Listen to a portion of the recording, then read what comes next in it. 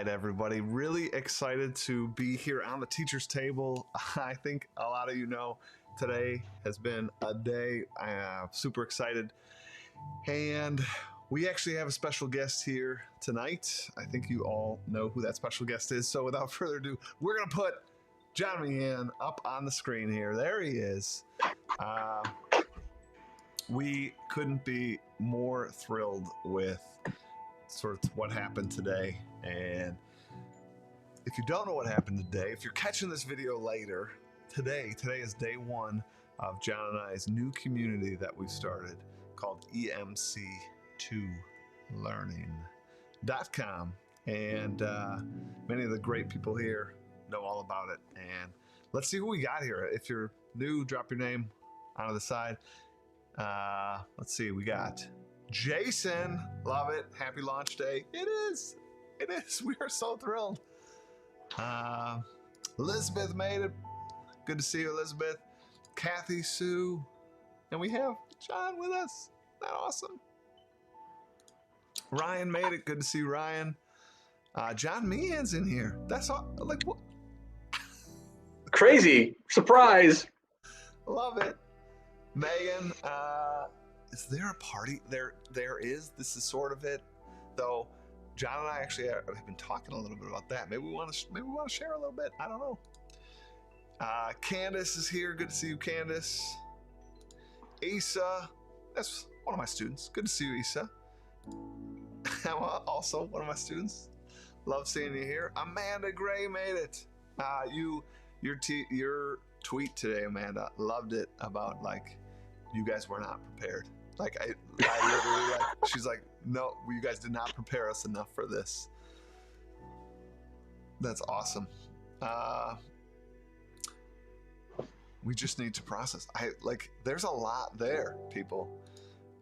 Jocelyn, so good to see you. So glad you made it. David, back after a long break. Glad that you're here. Like the bow tie on the shot there. Monica, love it. Man, didn't get caught up on the news yet. Oh, Monica. Whew. We got a thing for you. We got a thing for you, Monica. Oh, man. I have so many thoughts. Yeah. So, Monica, we created a teacher community that we're super excited about, right, John? I think you've undersold it. Every time we talk about this, I feel like you've buried the lead. Like, we built Netflix for teachers. It's Student true. engagement on demand, 24/7, 365, lesson stems, editable for any course, any content area. And we have been working on this for a year. I have been the most boring person to talk to about any other topic because they're all like, what are you working on? I was like, well, just doing the sourdough starters during the pandemic, watching Tiger King. Like, said nothing to anyone but my parents over the past 12 months. I sent my brother a message like a week and a half ago. I was like, hey, do you have like 5 minutes or like 5 days? And he goes, yeah, what's up? I was like, I built the website. I'd kind of like you to look at it. And he's like, oh my God. Like, Michael, this is a for reals thing. So Monica, I'm so excited to share the news with you. I'm sorry we sort of spilled the beans this way. There's Michael, you should probably talk. I will shut up. But I'm very honored to be here tonight on the teacher's table. No, John's right. I mean, we have spent, I don't think it's far off to say we've put in at least 40 hours a week for every bit of it. Every bit of it for a year. And then there's some weeks where that tips even north of that. But, John, we have to, you've never been on Teacher's Table, but when we meet our like goal, we have a confetti party. So I'm in. Let the confetti party happen. Boom. You're not on that. I want to point out, I've been working with Michael for a year. I've never seen him dance before. And if I never see him dance again, it will be too soon. So that was something. It was something. But it was nice to have a little confetti party. Good way to sort of celebrate tonight. Yeah, so like we were saying, this is all we've done. like John said it pretty good there, that like my conversation skills, when literally all I do is this. And for those of you that have made it to the last like 2 or 3 teachers tables, I gotta tell you, like, before I went live, I'm like, I can't say that. I can't say that. I can't say that. We had this great lesson. Can't say that. Can't. And then the camera would go on, and I'd be like, hey, what's up, everybody? I got Happy Monday. nothing to talk about. So I am so excited that the world can now know about EMC2 learning and just the treasure trove of stuff that we've laid out there, and more to come. I mean, like, John and I, now that the site's up and we're doing those things, now we can like even click in more on resources, community building, PD, courses. Like, we're working on those. Like, oh. So Michael, because you have students here, I'm going to keep this clean and family friendly. First of all, students, hi. It's way past your bedtime. As an instruction like thing from a teacher, I'd say call it a night. Watch some Netflix. Call it a bed. I'm not trying to kick you out of here. You guys can certainly hang out and hang out with we party. Have Netflix for PD. We made that. So quickly, for anybody who's like new to the site or new to the conversation, PD is what teachers call professional development, which is a fancy way of saying, well, I see what he did there.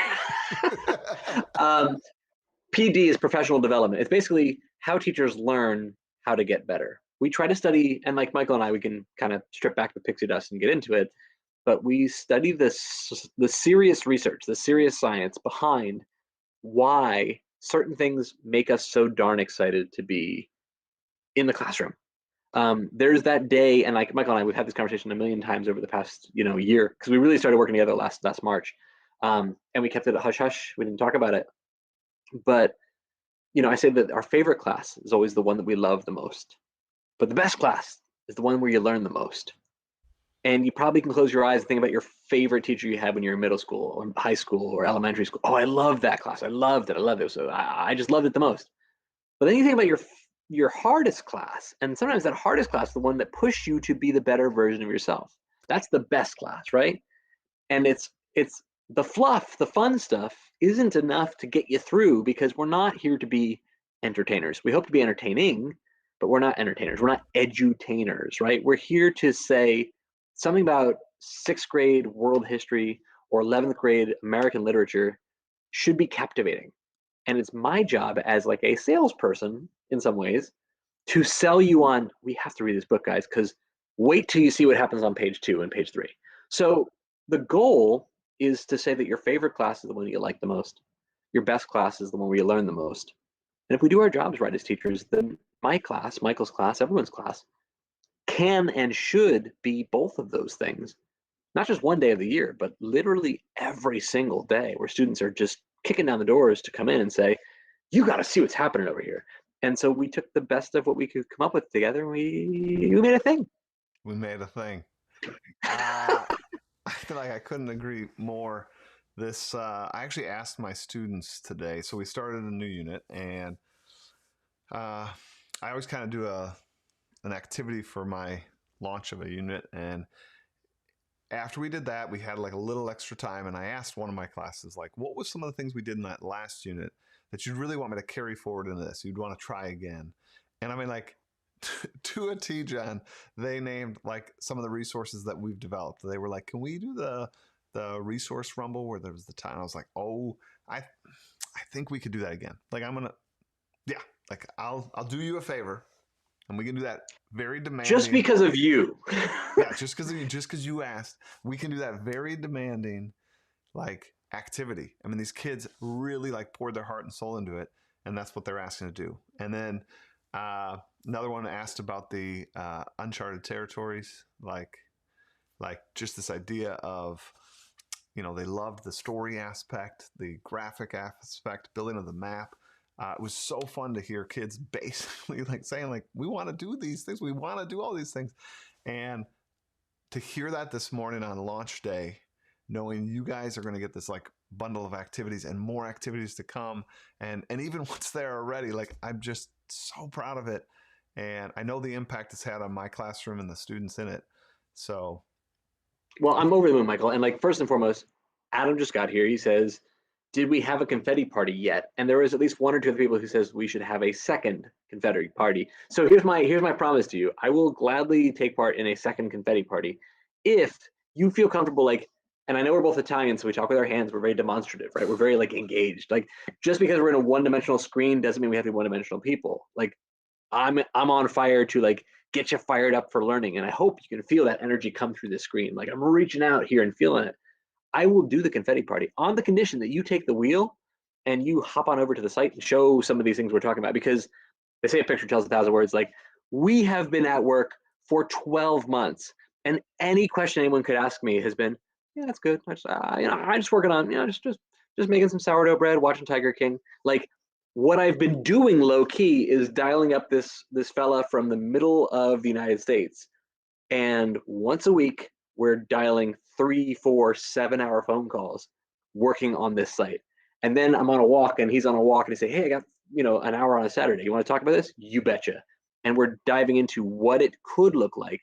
All these visioning sessions start, and like, especially for your students who hear this, I hope you can feel it and I hope you can see it. And I know you have Mr. Matera in the classroom, so I hope you can resonate with this. But you as a student respond at a really personal level when you see a teacher who's made a personal investment in the time that you spend in your classroom. You see that this teacher shows up for you, and today is fundamentally different because you showed up for them. That is the secret to what great teaching is. It's relational. It's building things that say, I didn't just make this for, a box on the shelf. I was thinking about you, Billy, you, Brian, you, Jen. Here's what, because I know you, okay. And like, out of the box it goes, and it says, it's made with love, it's made with care. And like, you talk about that, Michael, and it's like when my mom used to make the PBJ sandwiches for lunch and like put a little heart in the peanut butter. It's like that small note on that brown bag that says, hey, crush it today, have a good day. Like, this is done with so much thought and so much care and so much attention to detail. It says, this would not have been the same if you were not here. I made this with love for you. That matters a lot, a lot, a lot. Entirely with you, and I think that's one of the reasons why you say I keep bearing the lead, because I don't lead with the like, we made a Netflix like PD on demand, which is amazing and I'm super excited about. But like, the thing I keep leading with is we built a community of educators that are literally together. Like, John and I want to change the world, but more than anything, we want to change the world with you, like with all of you out there. And like, the fact that so many of you are responding and coming to this community, we're going to do it. We're going to change the game of school. Like, this is a ground up, we're changing it. And it's not like John and I can't change it. You personally can't change it. It is a movement. It's like, gotta be all of us. So like, the thing I'm most proud of is, like you said, this was made for love. It's inclusive. It's made for everybody. And together, I fully believe like, we're going to change the world together. Yeah, I do believe that, Michael. And I feel like, and I appreciate the comments in the chat, like, what we are doing is something that is built for everyone. We're talking about, and again, I apologize for the students because I am talking teacher talk, and I know sometimes that gets really nerdy, and then we're like, it is bedtime. I'm going to go ahead and binge watch another episode of The Office on Peacock. God bless you. I recommend you stop after season 4 or 5. It's not really that great after that. But for the teachers in the room, ableism is awful, right? Sexism, racism, like the idea that there are so many sites that are hypothetically places where teachers might pay teachers, hypothetically, for off-the-shelf worksheets, where it's, I need a test on the Great Gatsby, click print play, or I need a simulation where they escape the Underground Railroad. Like, it's done without any quality control, without any attention to detail, without any thought. And like, I'm not saying the content creators have not the best of intentions, but I mean, they say that the road to really nasty places oftentimes is paved with the best of intentions. And sometimes when you get on those websites where teachers just grab worksheets, it's a cheap photocopy with some little dinky clip art. There's no quality control. There's no attention to good pedagogy, what we call as teachers, which is the ability to look at the skill or the level of teaching that's required to do the job that we do. And so they have things like behavior charts. Kid did well, they get a gold star and they're on the top level. Kid did poorly, they get the brown star or the red star. And what ends up happening is you create like a dunce cap way back in the 1950s, but like with a digital component now for the 21st century. And it's used to make students feel dehumanized and unsafe. And then they do things like build an escape room where you escape slavery or escape the Underground Railroad or, God forbid, escape the Holocaust. And what it ends up doing is trivializing real life trauma. And Michael and I are just simply committed to a more thoughtful, more intentional, more mindful, and more human centered way to play, where we would never think to do stuff like that. And that's not because like we are the most, socially conscious or woke individuals in the world, is because we are putting in some serious thought about, for every resource you would see on our site, we have put in between 5 and 40 hours or more of deep dive and research to the psychology and the academic papers about why things work, how they work. We're talking about neuroplasticity, the science of how our brains grow and shift, or things like positive psychology, the science behind if I said do re mi fa sol la ti, and you kind of wanted to hear me say the word do, building into the instructional design all of these things grounded in good, solid research to get students excited and inspired to lean in, to create, and say that the teacher's table, or in our case, the drafting table where our teachers work together in our community of engagement engineers, is a place for everyone, regardless of age, race, sexual orientation, religion, color, creed. We want to create a space that games really can be powerful to welcome everybody to come play together. Yeah, I mean, I see Jamie here put it, and I love, this is what I talk a lot about, a true gamified class, like when you're applying sort of the scientific principles, the relational aspects too of play. It truly is human-centered education. Like I love this idea, this since being a gamifier, like I've had to focus more and more on my students' experience, what they're thinking, feeling at any given moment. And the kind of coolest thing happens when you give yourself over a little bit to your class and you put your heart and soul into those experiences and you try to be responsive to the things they like. Like my kids know, I ask them all the time, how did that go? What did you like? And it doesn't take long. I mean, it's like maybe a minute and a half, 2 minutes at the end of a period. I ask those things, but then I truly listen and I try to adapt into the next experience. I try to pull back and bring back some of the things. And the coolest thing happens when you actually give over to the students like that, when they see that you're all in, they're all in, and they're willing to work hard. Like you were saying, like I think a lot of students will tell you that like history homework takes them a lot of time. Like I ask them to do quite a bit, and not so much on the homework, but I have tons of those side quests, and kids will be putting in ton of time on it, but they're choosing to, right? And it's like that. It's a labor of love at that point, but it's been fine tuned, that experience, tailor made for engagement, for progress, and for growth.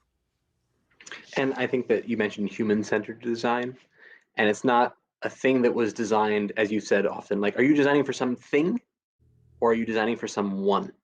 And I saw Adam's quote here in the chat, the key to all impactful teaching and learning is intentionality. I'm thankful that you both are creating this platform with an intentional awareness to social and cultural humility and responsiveness. I mean, real talk, I'm a white, cisgendered male educator who is from middle-class America. And that's my story. I cannot change any of those things. It's who and how I was born to be. But there's something beautiful about the fact that I recognize in this story of who I am as a teacher, mine is not the only story. And designing a classroom that says, this is something with you in mind, I can't tell you how many things I just trip over the internet. I mean, we see these horror stories of teachers who do these simulations or these escape rooms or these things that are like, and we've all seen it and just like, I can't believe someone would think to do that. But the truth is, we're looking for ways to engage children and students and say, well, I guess like a little bit of playing pretend. We want to become a space that is curated, but also like concentrated quality control so that, and I say it, Michael, over and over again on our site, and maybe, like I said, I would love to take people under the hood and just show them some cool stuff on the site. And I really will dance at a confetti party if you want to. But Do we want but John to dance in the confetti party? I think I can make that happen. I mean, maybe that's unclear. But I talk about like our site is the Disney World of education, where it's a park that says to all who come to this happy place, welcome. This was built for you. It is a box of instructional Legos, and it is not an off the shelf worksheet that says, "Oh, it's third period. I need to test on the Great Gatsby," or "Oh my goodness, I need to test on Mesopotamia. Let me go ahead and get that." Instead, it's a lesson stem, lesson frame that if Michael and I put 5 minutes or 40 hours into the presentation of it and the writing of it and the development, and Michael, when you take them under the hood, I'm sure we can see a lot of that stuff. The average teacher doesn't have to take 5 to 40 hours. They can get that same work done in about 5 to 40 minutes because the Lego box was built for them. We showed them how to use the toys, and if they want to use it and remix it, we wrote it for you to do exactly that. All open source. I'm gonna try to make you do a confetti dance. Promise me to pull up the website. I will. I Let's just go. don't know if I can make this switch from my video to your video on this confetti part. So we'll see if I can get this to happen. I'm All right. nervous. Oh, I don't think I can. I can't switch it. Oh man, Dang it. He is dancing. I promise you. He's dancing. I see it. You can't. Oh, dang. There it is. There it is. That's awful. Like that. I'm very, very bad at that, but I did the best I could. Again, I think big thing about EMC that we talk about, EMC2 Learning. There's the plug for the website, emc2learning.com, is that we are designing lessons where we don't take ourselves so darn seriously as teachers, but we are deadly serious about the power of playful learning to welcome as many students into our classroom as we possibly can. Again, we don't teach content, we teach kids, we teach people. And figuring out what makes people motivated and excited, that makes me wake up in the morning and want to do it to the next level of work. So yeah, Michael, you have the site up, and now that you have the chance to like show, man, let's go, let's do it. So, Jamie calling me out? Where's Michael's moves? I was trying to figure out the tech side of things. I wanted John up there. A load of noise. If we built a Disney World of theme park and like student engagement, Michael and I talk over and over again. I say, I'm Walt Disney. I just like to create and color and draw stuff. Which He I like says, to do as well. I absolutely sure, love it. 100%. But that's like, I made a thing. I just posted on Twitter. He goes, John, if you actually want people to enjoy these things, not just once, but over a lifetime, we actually need a park that is there, that is open for them to enjoy, and everything at the park has to run. So nerdy, dumb stuff. The load time on the site, Michael tells me, it takes 8 seconds per page. That feels We got to about bring right it for down. me. I learned some Didn't stuff know. in this past Didn't year. I know. learned some stuff never knew about. How many seconds, how many hours did you spend on getting our speed from 8 seconds per page to 1.2 seconds? Because I feel like it wasn't a small amount of your It was time not a small invested amount in of this time. project. No one on here is interested in this, so I'm going to leave it in like super summed up. But this website is hosted on some like 190 servers around the world because we wanted to be inclusive of everyone. Because these resources work whether you're in Japan, France, or down the street in Milwaukee for me. So, but figuring out how to do that, not easy. Not easy. And what I would say, Michael, to yes and that one is I don't care whether it takes 8 seconds or 1.2 seconds. What Michael says, John, again, you think about the Disney theme parks. You don't want to spend the whole day waiting in line. You want to be able to access every one of those activities and those things that make you excited to come back time and time and time again. And for every 6.8 seconds that a teacher spends waiting, staring at their watch, that's time that they're thinking, I could be making photocopies. I could be using the restroom. I could be sending those parent emails. And that attention to, like that fastidious attention to detail is what creates a community that says, well, the end user has been designed, because I'll spend that amount of time quibbling over font sizes and colors and like looking at the screen really, really closely. And Michael loves that stuff too, but I hit the flow state very quickly and I just design, I'm like, hey, I made a thing. I made a second thing, a third, a fourth, a fifth, 5 different spin-ups of this one thing we posted up. Michael will say, but it has to work at the speed, and we say on the site, engagement at the speed of life, that all of our students, all of our teachers should have the ability to access these things in a prep period, in a time it takes them to walk from place one to place two in the building. And if we do it right, then you want to come back and see the next rides that we built. So Michael, can we show some rides? I mean, I'm just geek about this, man. We can. So I just have to do Candace. Thank you very much. Depending on the time of day, may have different experience, but it is that attention to detail that we're trying to show. And the other thing I want to sort of give a little plug at the end here, we're building a community. We're going to do this together. No, at no point are John and I saying that everything is just perfectly taken care of. In fact, kind of humbly put a spot in there for you guys to tell us about any sort of glitches and fixes you want us to do. We found a few links that we grabbed the wrong link to the wrong resource, but those are, I don't know, we're in this together. We're definitely trying to be as attentive as we can, but it's super big. So you're sort of helping those moments is huge. Yeah. And again, like I said, we call ourselves engagement engineers. We kind of model that for that Disney model of Imagineering together. And Walt Disney says it's kind of fun to do the impossible. We are trying to, it's about 10 p.m. Eastern time, so I'm going to say a slightly PG-13 word for your students. We are trying to unsuck professional development because so much of teaching for so long has been sit down, be talked at, and be told why you need to get better at teaching using the latest new shiny toy. We have no toys here. What we have is a box of Legos that it's up to you and build them in any way that you want to. And Michael, I want to brag about the amount of work that you put in because as a professional partner, I have not met somebody who shows up like I show up that makes me want to wake up even earlier. So when we have our calls on a Wednesday, I'm like, he's going to come in with something. I have to bring something here because I cannot just allow this to be the Michael show and then John is coming in and just making it look pretty. Like I need to have in the DNA of it. I wrote my book, it's called Adrenaline Rush, right? Like your book is about exploring and my book is about adrenaline. It needs to have that curiosity, that wonder, that discovery, that joy, but also that pulse pounding excitement that makes a kid say, I have no idea what's happening here, but this is awesome. I want to do that thing right now. So I put you over really big, Michael. I commend the amount of work that you have put in. And I want to show off at least one or two websites because people are here and just like to kind of show them how to eat the rabbit hole goes. Can we please talk about the comic book creator? Can we do that? We can do that. I probably should have coached this up beforehand and kind of done that. Do you need me to vamp? Do you need me to kind of kill time while we click on stuff? No, we're doing all right. So, all right. My load times might be different because I'm live streaming. I'm bringing John in. Look. So how about we go to this? This is one of our latest resources. Ooh, Emma, one of my students here. I want to share this. Loved it. Loved that. Thank you, Emma. Appreciate it. This thing. Jason says, check out that load time, BT dubs. Yes. I'm sending hearts to Canada right there. I don't know if I could upvote Jason. or make a confetti party, but that's a heart right there. All right. So this is a little bit of how you'd sort of experience the site if you were an engagement engineer. You get a nice little carousel here, giving you a little brief, just visual overview of the activity, which we'll get to in a sec.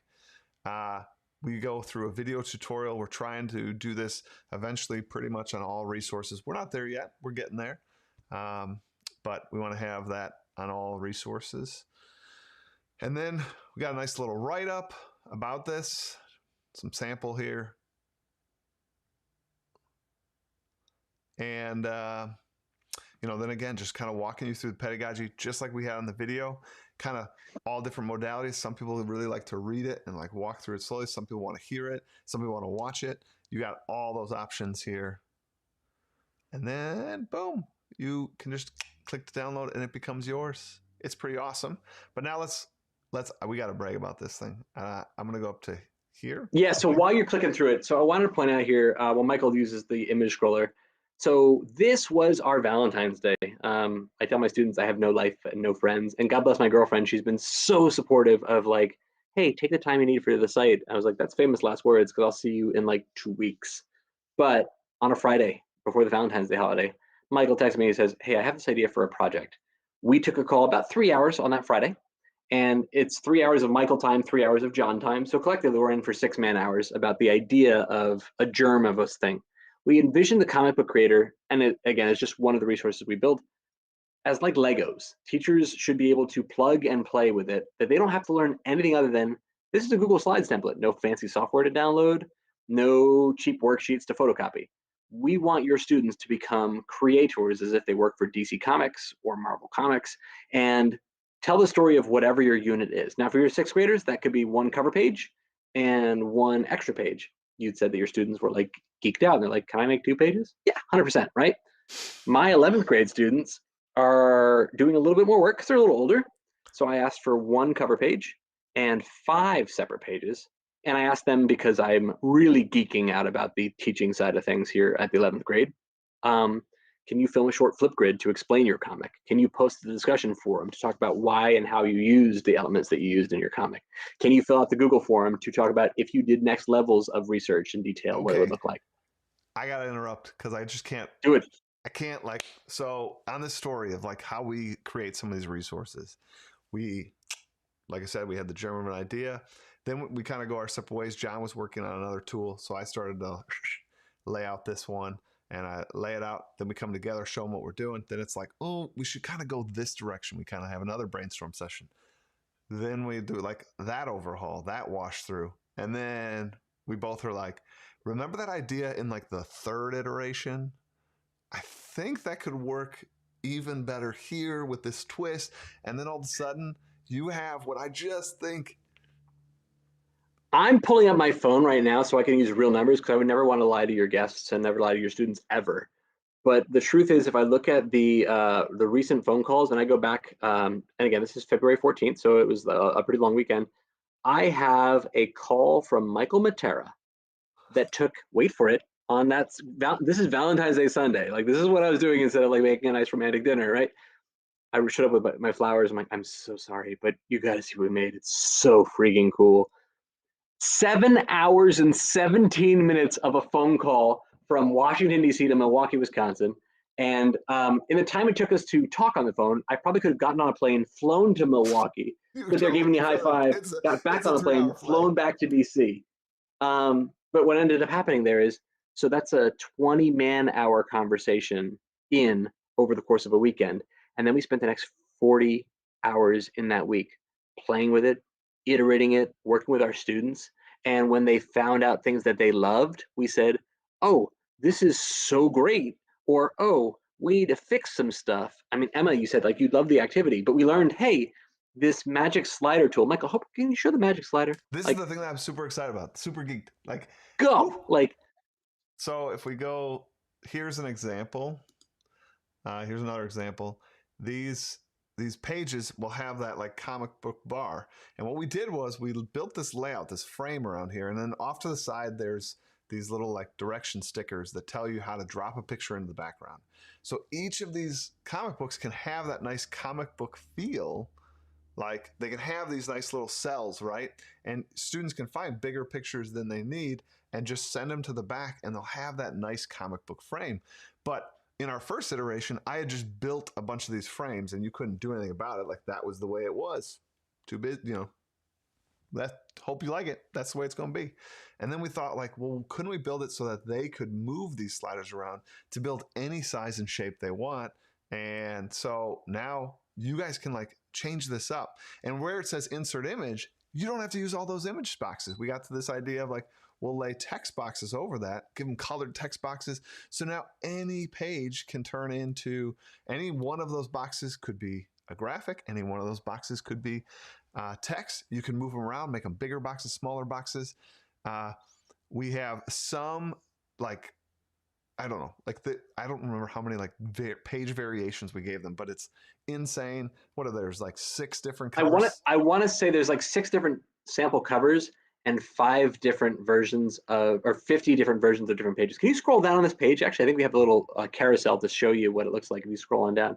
So Michael, of course, because we have so much commitment to this project, made a short instructional video. He will walk you through, and for the select resources on our site, our goal is to have those explainer videos going forward for every single major resource that's there. Walk you through, here's how it works, lesson plan ideas. I do the English side of things, so I love to just do a lot of writing. So I did some writing, and I made a sample comic here, which I showed to my students, where I talk about of all the crazy things, and I talk about it in my book, pro wrestling, right? Like it's such a nothing burger of a topic, but I can make you care about pro wrestling in 5 pages of a comic book, guaranteed. And I present this here as the example of it. So students, when watching it, they say, hey, I want to learn more about that. If I can make you learn about nothing more important than dopey fake fights where guys are fake punching each other, how much more then as a teacher can you make students care about things like English, math, science, history, world language, religion, physical education, the type of things that make our hearts beat faster and say, that's why I got out of bed in the morning.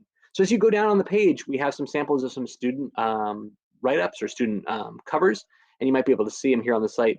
What we love about the work that we did here is it really does have the ability to give all of our site members, our engagement engineers, a deep dive of a million different ways to look at what the resource looks like. And again, if Michael and I took 5 to 40 hours or more to build the resource, you have the ability as a classroom teacher to apply those same lessons with the step-by-step walkthrough, how it works, the explainer videos, in like 5 to 40 minutes in your classroom.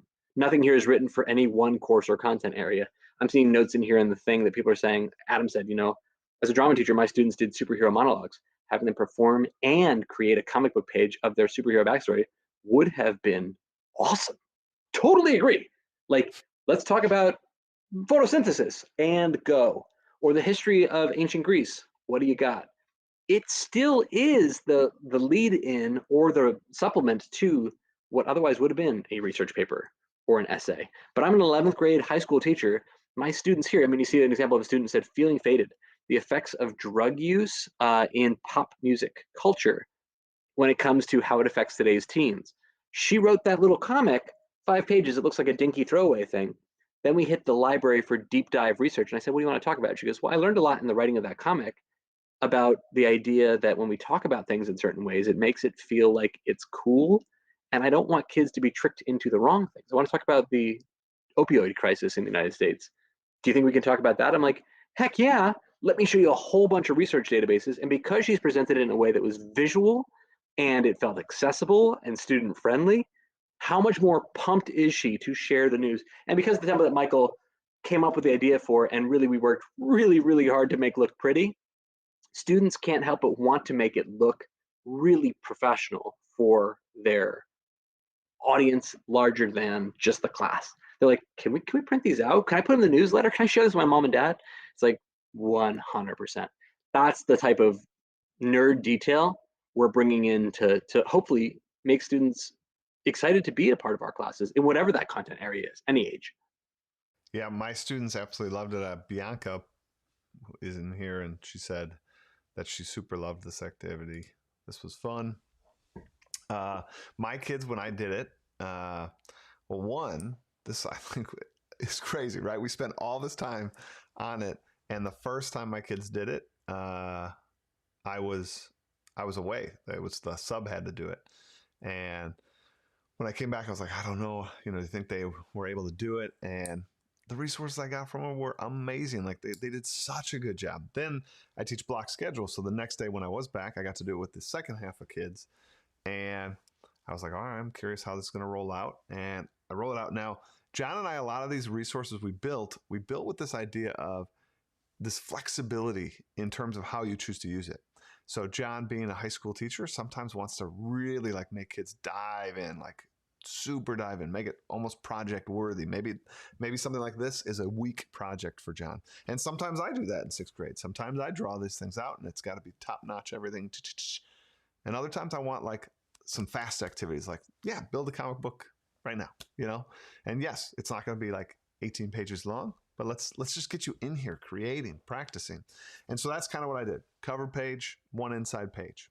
And like John already told you the story, I had kids who were like, well, how many pages are we supposed to do? And I'm like, oh, that age-old question. And I was like, well, you have to do a cover page and an inside page. And they're like, yeah, no, I know, but like, can I do more? And I'm like, yes, like, of course you can do more. But like, when they asked that, I was like, well, that's cool, but are they actually going to go do it? Are they going to follow through? And like to a T, person after person, from like that like premier top student to like even like struggling students who like school doesn't come easy to them, put in 110% on this activity.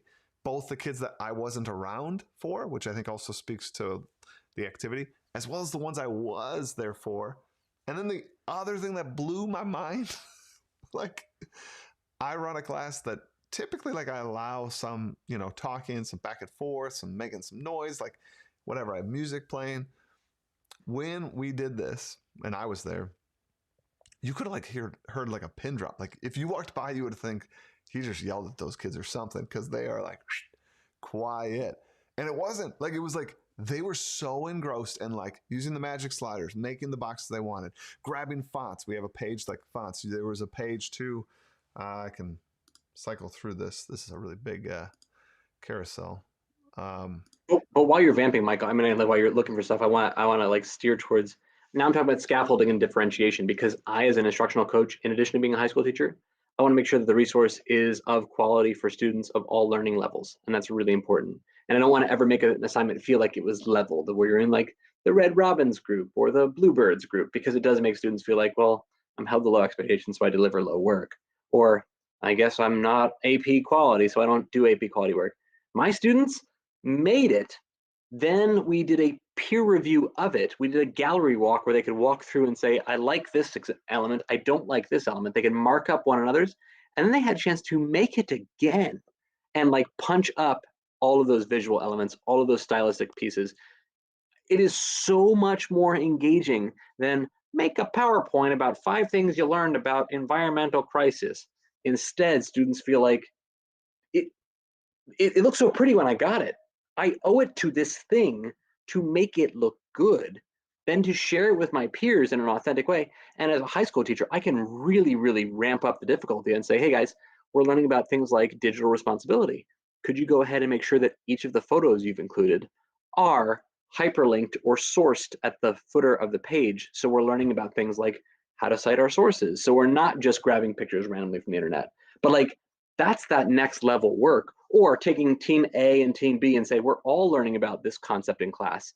Design the comic that could explain this same concept to a younger audience. But oh yeah, you're going to be ranked on your ability to outperform those rivals over there from DC Comics, and you're at Marvel Comics, and you want to make sure that this thing is the best explainer for the age appropriate. And like that to me is like makes my heart thump. And to see the type of energy that teachers are responding already on Twitter and in the EMC2 learning community.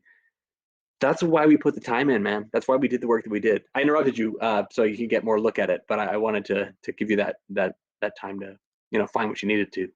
No, so like I just wanted to share, like, we have these like stickers that kids could apply, which my kids really liked grabbing different ones. It was awesome to see them think through where to put like some of these, like in terms of the images they found. And like the last thing I'm going to geek out about this is, keep in mind, this is one of like 200 resources in here, but like we've spent almost the entire time talking about this one. I want to point out this though. See where it says insert image. The other thing John and I did was we taught you also how you could strip that out. So if you do want this to be a printable, which I will tell you, like, I love doing so many things on computer, but I also love the tactile nature, getting kids to still be creative with their hands, creative like with their eye, like absolutely love it. Any one of these you could build out with the magic sliders the way you want it, easily remove that insert image here, and boom, you could hit print on that particular activity. And you could add it as like the last page to a test. You could make it its own activity, like however you want. But like John and I, when we were building this, like you could use this for like a lot of things. Like you could use this to create all sorts of activities, just using this as like the template creator for the activity that you're going to use. So this is the other thing we hope to coach you up on in terms of how John and I think of resources.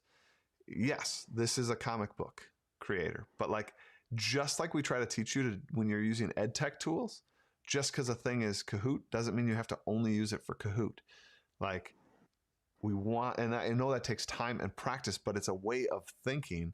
And we know that through this community, working together, listening together, learning how you're spinning the activities, learning how we're spinning the activities, we're going to change the game of school together, because we're going to be constantly thinking kind of outside the tools that we're creating, as well as other tools outside of our community.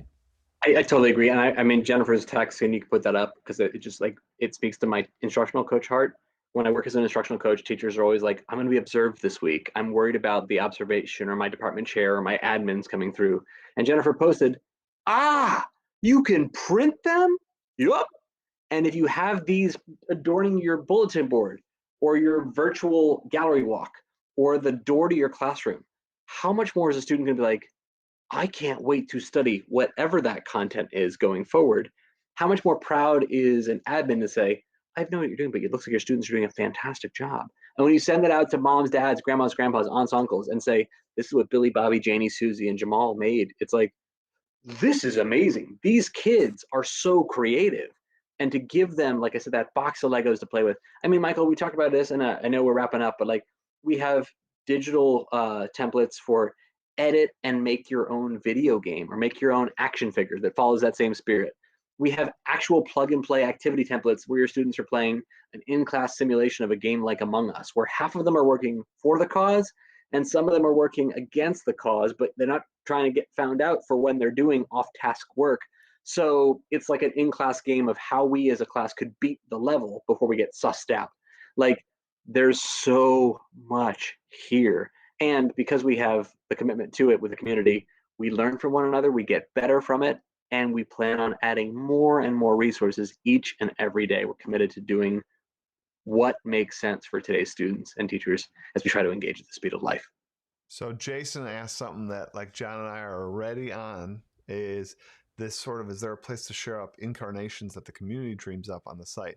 We are talking about how to roll that out. And it's really more of an organizational thing. Like we're not certain, do we put it over by like our resources? Like if you make a spin of what he was just describing, this thing we call Save Our Students, SOS.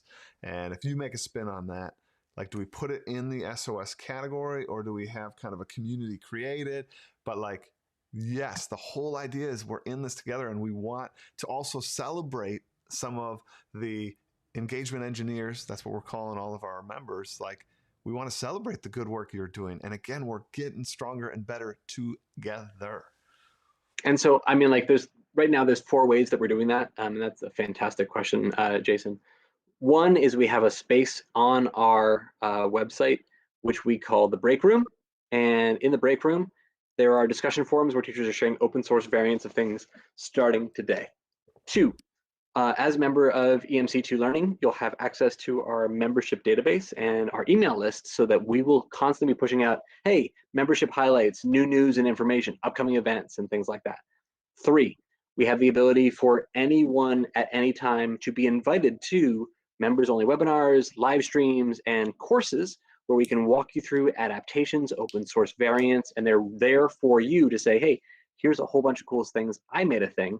Here's other things we've seen from other educators. Again, always using resources from paid content creators, so we're not just grabbing images off the internet and saying, look at this, I copy pasted a thing from Google. And thing 4, subcategories of the site that are all dedicated to, and maybe Michael, we can kind of close by just looking at that subcategory, just kind of browsing through. So we can see we already have like 8, 10, a dozen different categories that you can browse on the site. Inside of the site, then there's subcategories for each of those categories, for many of those categories. We can see, oh, this is an experimental thing. This is a presentation template. This is a speedy Jason, spreadsheet or an alternative assessment. Jason, did you see that load time? That Lightning was fast. lightning But I fast. mean, like when you click on this, an example, like the review activities, right? Review games in place of a traditional Jeopardy. How much does traditional Jeopardy sit there and say, I'm still tying my shoes. You guys are finishing the race. Like this is exciting. Students are in. There's no, I'm going to spend time on the bench and watch the other team answer the questions. Every team is leaning in. And we have so many different variants there for it. So the idea of carving out a whole separate place on our space that says community created, that's the type of thing that makes students and teachers really excited because they can see this can work for me. And the discussion forums, again, in the break room, really have a chance to remix and respin it in any way we want to, which is awesome. Awesome, awesome, awesome.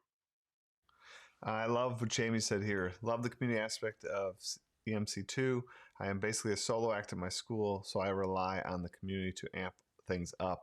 That is what we're hoping for this community to be. And with the people we already have coming in, it's like I'm super excited. They're wonderful educators that I know are like doers, creators, people that are going to put this stuff into play.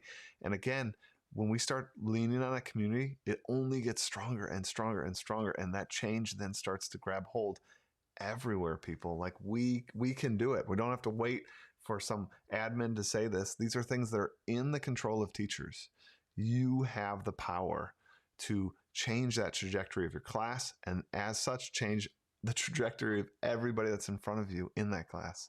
So here, John wanted to kind of point out that we have some categories have like subcategories even in them. So like this one here, we have these resources, but then even in those, it's not like this is one thing. It's not like this is a file here.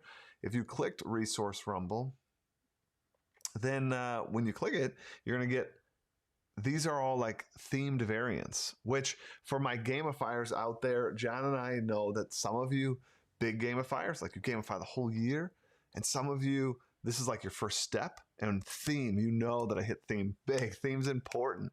So John and I thought, like, for both sets of that spectrum, if this is your first time ever gamifying, or if you're a super decked out gamifier, theme is critical. So what we did, and I think this is like, I don't know, this is amazing, I think. When you click the gamification section, one of the things we have here is theme packs.